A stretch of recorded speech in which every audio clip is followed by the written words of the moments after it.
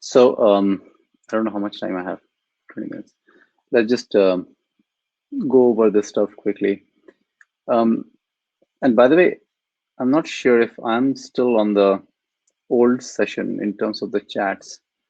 So Presto at Facebook. Okay, let me click on this. What happens? Oh, shoot. It asked me to leave. Never mind. I'll just take it. I'm able to see you. I think we should be good. Yeah, no, I'm just wondering if I'm in the chat, in the right chat session, because I'm still in the old chat session, it seems, for the No, it should be fine. I think this is like one should unified be fine. session, so I think we're Oh, good. okay, Good here. okay, Yeah. okay. I'm just going to do a test. Let's see if you can see that. Okay, cool. And by the way, please feel free to post questions in the session as we go through this. I'll try to be brief.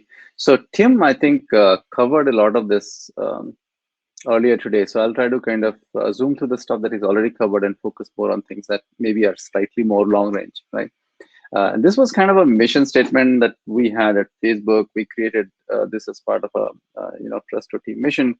I'll just let that be, right? It's the usual, yada yada. Uh, okay, but this is an interesting one, right? I want to spend a little bit of time on this. I think there are two types of trends. There's this usage trends and there's environmental trends. So on the usage side, I think we've heard a lot. Like there's an explosion of data. People need to scale. There's a real strong need for freshness and latency, like real-time data, really fast queries, lots of queries. Standardization is a big problem. We have n meta stores, we have n query dialects, we have n ways of um, transforming data, etc., etc. Um, a lot of people, I think Kishore touched upon this earlier. We're talking about exporting analytics to our users. So like, I think a very trivial example of this is, when you go to YouTube, you see the number of like count on a given video. It's kind of analytics, right? That you're measuring the likes and views and things like that on YouTube, but you're exporting this at like a million QPS to billions of people. It's an interesting, different kind of analytics. Like, so it's not really the traditional data warehousing. Um, Privacy and security, I think multiple people touched upon this, is becoming a very big deal. Like with GDPR, with all sorts of hacks going on, how can we prevent um, people from, how can we prevent data leakage? How can we deploy all this privacy and kind of compliance rules um, on our query engines and our data? Um, Auto awesome. This is a name that I have coined. I think this comes from the BigQuery term, but fundamentally, like there is less and less patience for people to actually spend hours fine tuning their query performance because they need to run ad hoc queries very quickly, right? And time is money, and people want to say that, hey, I'm just going to tell you the SQL, and you should just automatically figure out how to run it really fast, how to optimize my data underneath it. And if you look at cloud warehouses like BigQuery, Snowflake, Redshift, like a lot of they are doing this kind of thing, and this requires actually a whole ecosystem optimization. I'll talk a little bit about that later. Data models are becoming very complex. How do we represent graph data structures? How do we do full textures? How do we do really rich models? Like how do we represent classes in our structures? Like how do we have maps and arrays and have really efficient processing on them? And finally, richer query methods. So we talked about, started with simple SQL. Now we are talking about graph queries. We're talking about streaming extensions to SQL. We're talking about time series extensions, JSON processing, semi-structured. And these require like different kinds of optimization, different kinds of query strategies. Um, so moving on to environmental trends, this is like how the industry is evolving, right?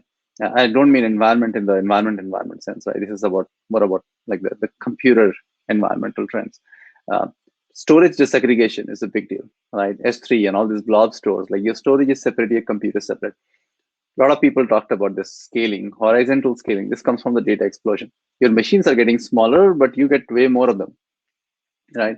How do we scale to 1,000 node cluster, 10,000 node clusters, like hundreds of clusters, and then kind of with that is elastic compute. How do we kind of gain elasticity?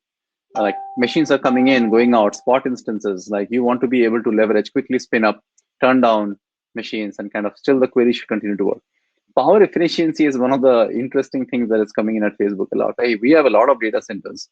Our data centers consume a lot of power. We might become power constrained in the future. Like, how do we make things more efficient just from a power consumption standpoint, whether it is power consumed by CPUs or RAM or network and things like that.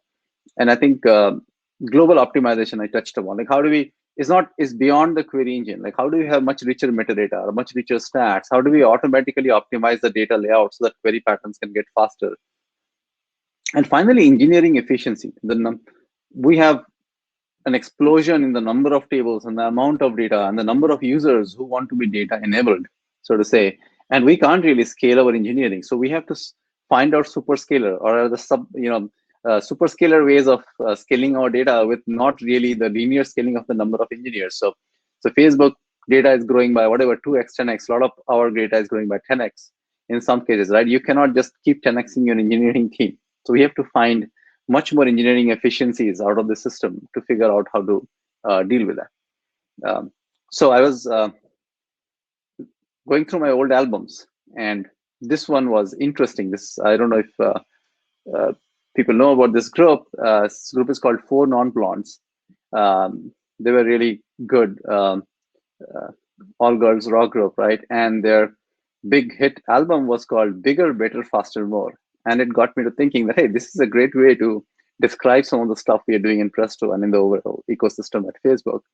And the number 3 song, I don't know if you can notice this, on their album was actually their most popular or hit song. It was called What's Up, right? So what's really up? And I think, and what's up is really bigger, better, faster, more. So let's talk about that, starting like on the way down. So Presto and Spark, we talked about it. Like, how do we go big? Like running 10-hour queries, without query. Disaggregated coordinators. How do we go big on scale? Intelligent workload placement, Presto Park. We didn't talk much about that. How do we can touch upon that a little bit. How do we space out our tasks in a way that is really intelligent, can make our workers do more? Auto-awesomeize, right? We touched upon this in the first trend slide. Storage and metadata co-optimization. Again, like how do we do global optima? We talked a lot about RaptorX and caching and affinity. This is getting gradually from the better to the, kind of the faster part of the equation, right? And the native code accelerator Velox. I saw a bunch of questions around that, so I'll touch upon that a little more. Then Core SQL. We'll talk a little bit about Core SQL. How do we take Presto SQL and take it to the next level in terms of just the language richness, right? And portable UDFs, which kind of on the similar lines, like how do we go beyond SQL when we really need to go into your Java and C++ or whatever, right? How do we enrich SQL using that? So let's start with Presto and Spark. I think we touched upon this in multiple sessions, but this is something that I'm really excited about, because we see that essentially breaking down the scalability limits of Presto, make it run reliably on elastic hardware, on spot instances, on queries that run for tens of hours or even days, but with 100% Presto SQL compatibility, right? So we do that by essentially leveraging Spark as the underlying distribution framework. So it gives you a split level checkpointing, retries, job level isolation, like much higher reliability, like much better isolation, ability to run on elastic compute. This is feature complete. Like this is in open source. We are productionizing the first few pipelines. We are seeing some really great results.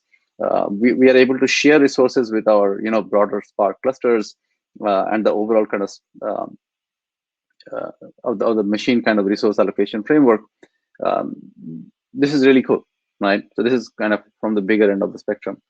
And then Swapnil just talked about this one, which is what we internally call Fireball, but basically, how do we do disaggregated coordinators so that we can have 1,000 node, 2,000 node, 5,000 node Presto clusters with like maybe a dozen coordinators, right? And it still works. So it has two aspects. One is it allows us to run larger, fewer clusters with elasticity and all that kind of stuff. But another important aspect is that this gives you much higher availability. So there is no single point of failure, right? The resource manager is kind of duplicated. The discovery service is duplicated. The coordinators are disaggregated. The workers were obviously, horizontally scalable before, but this brings the scalability to a, whole new dimension. Again, we are going through the final. This is not quite in production yet. It is going under heavy testing. Most of it is kind of feature complete in development. This is in open source, totally tried out. Presto Pack, we didn't talk a lot about that. This is a really cool little piece of work that Jem and others did.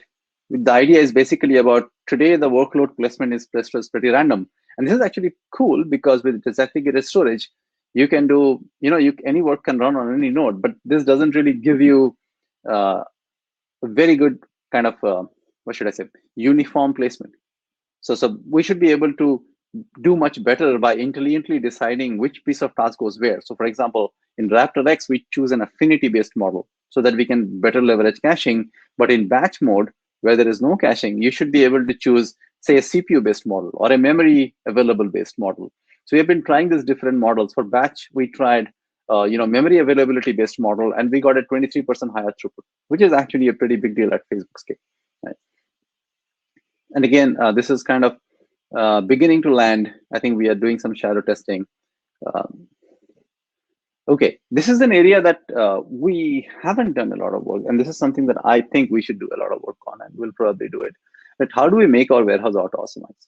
And what do I mean by auto-awesome is that not only do we smart rewrites on the queries, like we employ cost-based optimizations, this requires tight metastore integration, right? So we need to have richer stats. We need to do history-based optimization. This is something we are beginning to look at. We haven't done a lot. We have done a little bit, I think, um, which is like, how do we determine, hey, should this be a broadcast join or a hash join? We don't know, right? Today, in most cases, we don't know, or we can guess based on stats, but it's not very accurate. But we can guess based on history, and this is something that we are beginning to poke at.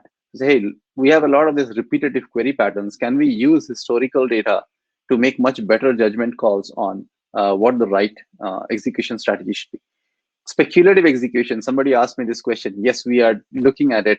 Basically, if your machine is stuck or failed, does it mean that the entire query needs to be retried, which is kind of expensive? Or can we actually only retry those fragments? Today, Presto's design makes that kind of tricky, right? And we have to disentangle a lot of these um, details in order to make this happen. So we're going through that. And this actually allows you another very interesting characteristic, which is adaptive execution. So can we change your joint parallelism or even your joint type or your aggregate parallelism depending on where in the running stage you are? And this requires you to disaggregate not only your not only the stats, but and the data. It requires you to disaggregate your intermediate data, what we call the shuffle, because you might want to make a different decision or change the plan on the fly while the query is running based on the results of where the query is today and what you have found out about the query based on where it is today. So this is something again kind of tricky. It requires a bunch of fairly intricate surgery. We are beginning to look at it. Talk to me offline if you're interested in this space. um, okay, this is another area where I feel like we are lagging behind.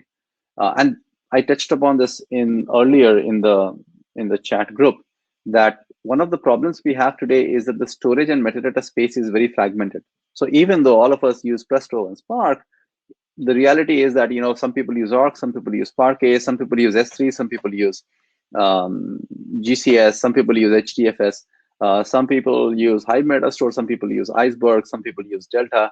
And the problem with this fragmentation is that it becomes very difficult for us to do this whole stage optimization. So we are taking a bunch of small steps, and this is a relatively new area. We are looking at introducing z-order and granular partitioning in our data, right? And making Presto take advantage of richer partitioning methods. We are looking at improving Arc through better encoding and other kind of format enhancement, like smarter footers, more richer metadata embedded in Arc. One thing that I'm particularly excited about is this usage-based layout decisions. This is something actually Snowflake and BigQuery and a lot of the warehouses do, which is looking at the query patterns to say, hey, these are the most frequently used columns. Maybe when I create the org file, I write them first, or these are the most frequently used filter columns. Maybe I should automatically partition the data on that so that our queries become better. Or these files are too small; it only has like 10 rows per stripe. Maybe we should automatically compact these files into bigger files. Like, how do we do this automated column ordering, row reordering, richer metadata-based decision, history-based decision in terms of not only the query optimization, but in terms of data layout. And we have a team who is kind of a V team that is looking at this, automating this entire process, and then also introducing richer kind of z-order clustering. But again, it's early days. But we are very excited by the initial promise that is shown by this area. We talked a lot about RaptorX. I think James gave a very good talk on this. Briefly speaking, It's all about caching and affinity, right? Roughly speaking, we are caching data at various stages: raw data, metadata, partially computed fragments, result caches. Um, we are getting really, really good performance. The goal is obviously to at least match, if not beat, the performance of co-located storage while the storage is still disaggregated. We have actually achieved that. In some cases, we actually get better results than the co-located Raptor model. And this is because of like a complex set of issues. Like we can, for example, soft affinity allows us to reroute the individual split to a different worker if one worker is overloaded. So in aggregate, you actually may get better utilization, better throughput, and better latencies. This is all in production. You should definitely try it out. Okay, a lot of questions about native code acceleration.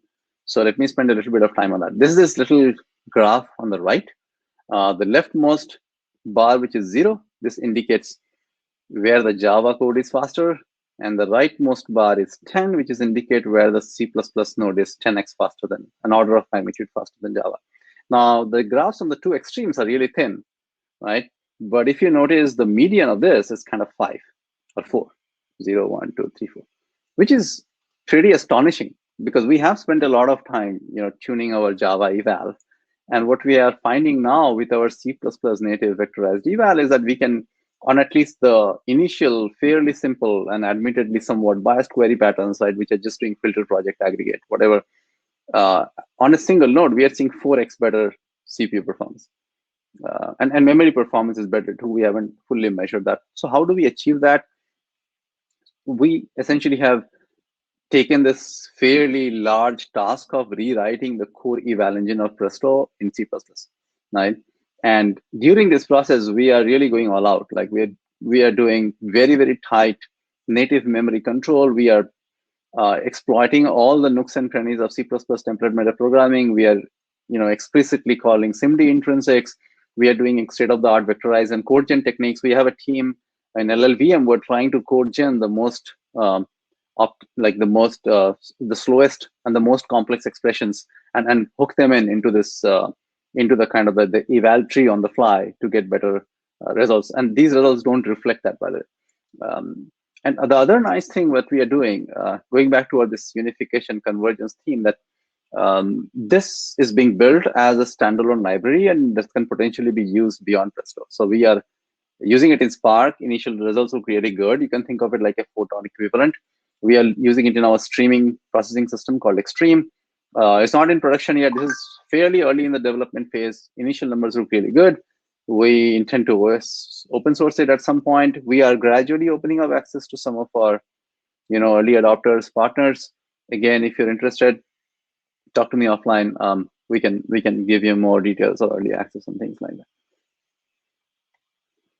Okay, SQL. SQL standardization is a big problem, and this core SQL project is essentially about taking Presto SQL, enriching it with all the latest SQL 16 goodness, with graph extensions, streaming extensions, rich types like distinct types, enums, name types, and making that available to all the surfaces. So going back to the Presto on Spark is actually, if you think about it, another way of looking at Presto and Spark is now you have the full richness and functionality of Presto SQL, but using the Spark as the execution framework. So you don't have to rewrite your queries into Spark SQL or SQL if you just want to leverage Spark. You can still keep using Presto SQL. We are doing the same thing with our streaming engine, which is kind of an internal proprietary C++ based thing, which is called Extreme.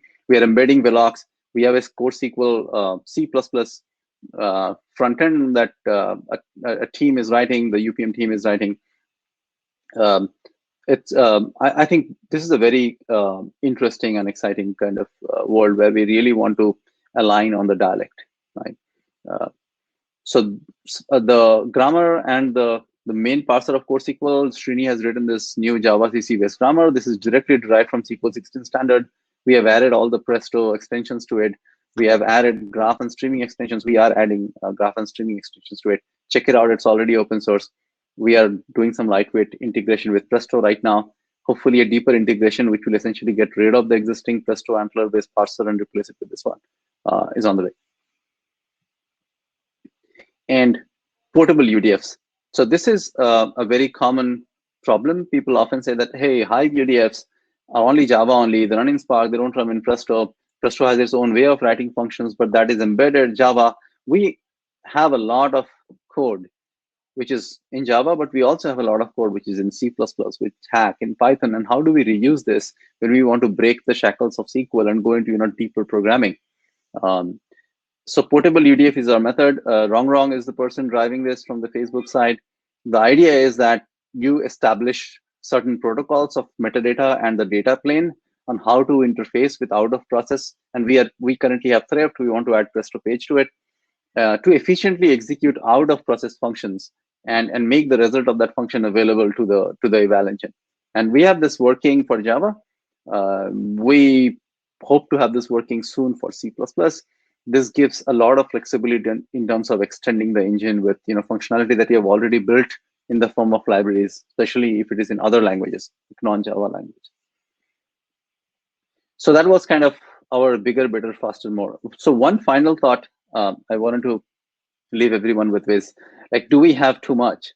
And should we kind of look at less is more? So today we have multiple engines. We have Spark, Presto, multiple dialects, Presto SQL, HQL, very different modes, and each of these modes have like a vertical stack where they don't reuse anything. Like even at Facebook, the streaming and the batch and the interactive and the graph are almost completely different code bases, right? They don't share the eval, they don't share the language, they don't share the underlying IO libraries, and so on and so forth. They don't share the shuffle in some cases. For example, multiple meta stores. Facebook has Hive meta store. We have enhanced it a lot, so it's like Hive meta store plus plus plus plus. In open source, we have Iceberg, Delta. A lot of people are migrating from Hive meta store to Hive, and like Hive meta store to Iceberg. We have many different formats. Orc and Parquet are common. Like Alibaba has its own internal format. Snowflake has its own internal format. We probably don't want to get into those kind of wall garden, right? Google, like BigQuery, has its own format capacitor.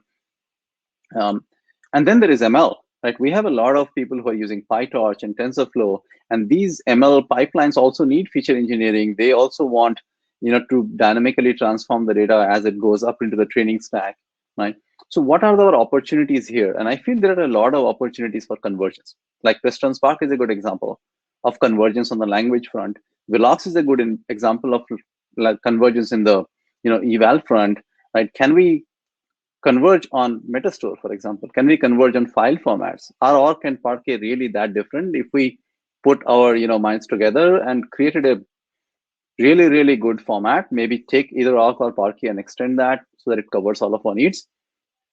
Do we need multiple formats? Because it generates a lot of additional work. Like the ARIA project did a lot of work optimizing for Orc, but none of that benefits goes to Parquet. Right? Similarly, on the Metastore, I feel in order to create a truly competing open source ecosystem, by competing, I mean competing with the closed counterparts like BigQuery and Snowflake, we really need to think about this as a holistic unit, right? Where we have Presto and Spark and Hive Metastore and Orc and HDFS and all this kind of object stores, and think about how we reach a global optima, a global maxima. And this requires us probably to converge at least on the API front, on the language front, if not on the implementation front, but ideally on the implementation front as well, so that we can pool our resources and build the next best thing together. And that's all I have. Thank you. Any questions? Feel free to hop into the session. Okay. Oh, Dipti's here. Great session, Bishwa. That was pretty phenomenal. The vision is exciting, and what a great way to end the day here at PrestoCon. Folks, if you have any last questions, please bring them up. I think there were many that you answered along the way.